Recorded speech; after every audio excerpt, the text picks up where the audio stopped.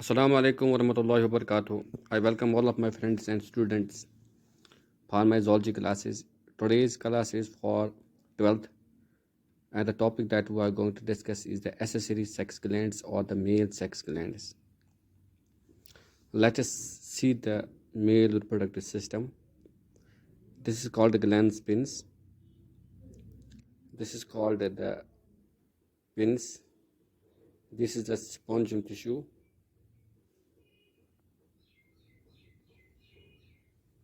Spongium tissue.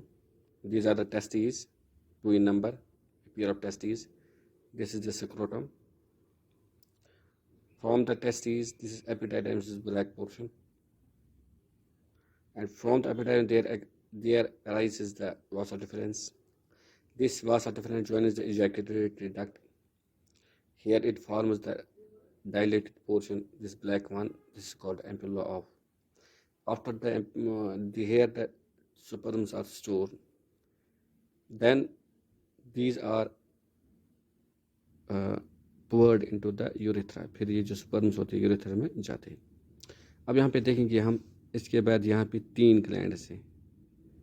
एक है this gland. This is called seminal vesicle. This is called seminal vesicle. This leaf-like gland. This is the largest gland, seminal vesicle.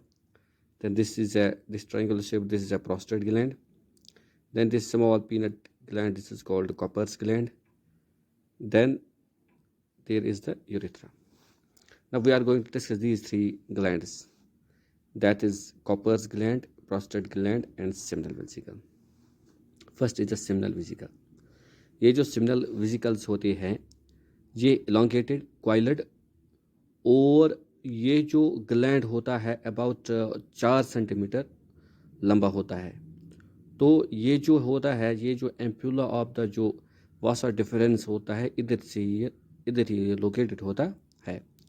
तो ये जो gland होता है ये secret करता है एक येलोविश जो slightly alkaline viscous fluid secrete करता है. तो इसका जो फ्लूइड होता है वो होता है येलोइश, स्लाइटली अल्कलाइन, थोड़ा बहुत अल्कलाइन होता है, वो विस्कस फ्लूइड होता है वो.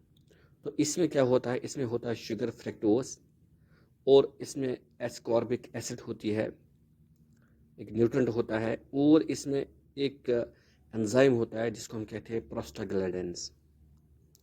तो ये जो प्रोस्टाग्लैंडिन्स होते हैं, और इसमें एंटीकोगुलेंट एंजाइम्स होते हैं जो कोगुलेट करते हैं इस स्पर्म को. एंटीकोगुलेंट एंजाइम्स भी होते हैं, एंटीकोगुलेंट,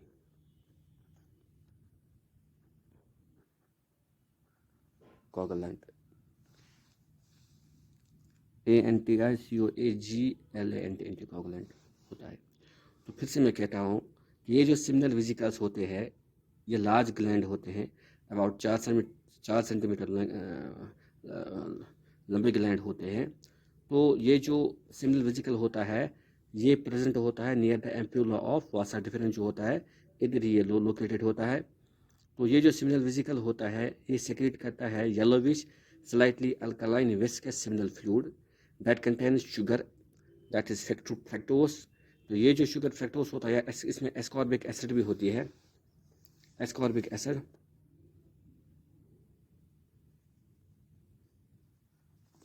इसमें एस्कॉर्बिक एसिड भी होती है, और एक एंजाइम होता है जिसको एक हार्मोन होता है जिसको हम कहते हैं प्रोस्टाग्लैंडिन्स. तो ये जो ग्लैंड प्रोस्टाग्लैंडिन्स होते हैं और एंटीकोगुलेंट एंजाइम्स होते हैं जो इसको कोगुलेट करते हैं. इसमें कोगुलेंट एंजाइम्स होते हैं जिसको कोगुलेट करते हैं सीमेन को. तो ये चीज़ें इसमें होती हैं. तो क्या क्या होता है इसमें होते हैं, एक तो होता है इसमें ये फ्रैक्टोज जो शुगर जो न्यूट्रेंट होता है, और जो हार्मोन होता है जिसको हम कहते हैं प्रोस्टाग्लैंडिन्स, और एंजाइम्स होते हैं कोगुलेटिंग एंजाइम्स होते हैं इसमें, कोगुलेटिंग एंजाइम्स. तो इसके बाद क्या होता है दूसरा ग्लैंड जिसको हम कहते हैं प्रोस्टेट ग्लैंड. तो ये जो प्रोस्टेट ग्लैंड होता है ये सराउंड करता है यूरिथ्रा को. तो ये लार्ज ग्लैंड होता है जिसका जो चेस्टनट शेप्ड होता है. तो ये जो ग्लैंड होता है ये thin milky acidic fluid secrete करता है जिसमें साइट्रेट होता है और एंटीकोगुलेंट्स होते हैं. तो ये जो प्रोस्टेटिक ग्लैंड होता है, इस ये फ्लूइड प्रोड्यूस करता है, इससे जो ये सुपरमेटोजोआ होता है वो स्विमिंग करते हैं, इनको फ्लूइड मीडियम मिलता है। तो ये जो पहला वाला सिमिनल वेसिकल होता है, इसमें फ्रक्टोज होता है, एस्कॉर्बिक एसिड होती है, और हार्मोन प्रोस्टाग्लैंडिन्स होता है, और इसके साथ साथ ये कोगुलेटिंग एंजाइम्स भी प्रोड्यूस करता है, जिससे ये सब सेमेन कोगुलेट होता है। और इसकी जो ये सेक्रेशन होती है वो होती है एसिडिक और येलोविश और विस्कस होता है। इसके बाद प्रोस्टेट ग्लैंड होता है। तो ये जो प्रोस्टेट ग्लैंड होता है ये सराउंड करता है यूरिथ्रा को। तो ये चेस्टनट शेप्ड ग्लैंड होता है। तो ये एक सेक्रेट करता है थिन मिल्की लिक्विड। तो जो एसिडिक इन नेचर होता है, इसका जो नेचर वो एसिडिक होता है, और इसके साथ साथ इसमें सेट्रेट होता है और एंटीकोगुलेंट एंजाइम्स होते हैं। तो इसमें ये क्या करता है, it provides a medium for the spermatozoa to swim.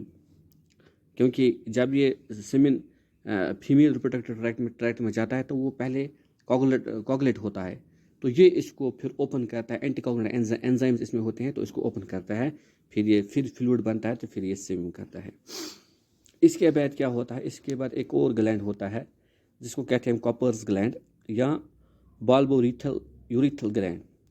Cowper's gland और बाल्बो यूरिथल ग्लैंड इसको कहते हैं।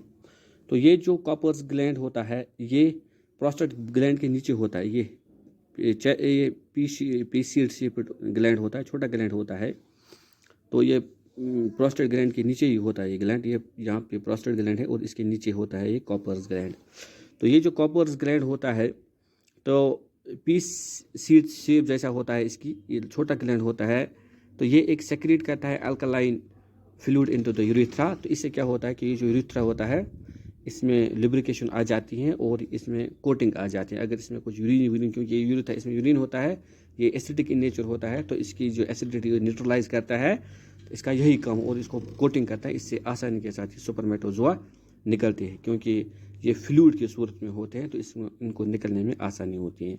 तो ये जो कॉपर्स ग्लैंड होता है इसकी सेक्रेशन जो होती है इसमें तो थोड़े बहुत स्पर्मेटोजोआ भी होते हैं, तो ये इजैकुलेशन से पहले निकलते हैं। सो ये जो फ्लूइड होता है it gets released before ejaculation. ये जो इजैकुलेशन होती है, डिस्चार्ज होता है, इससे पहले ये आ जाता है। इसमें थोड़े बहुत स्पर्मेटोजोआ भी होते हैं।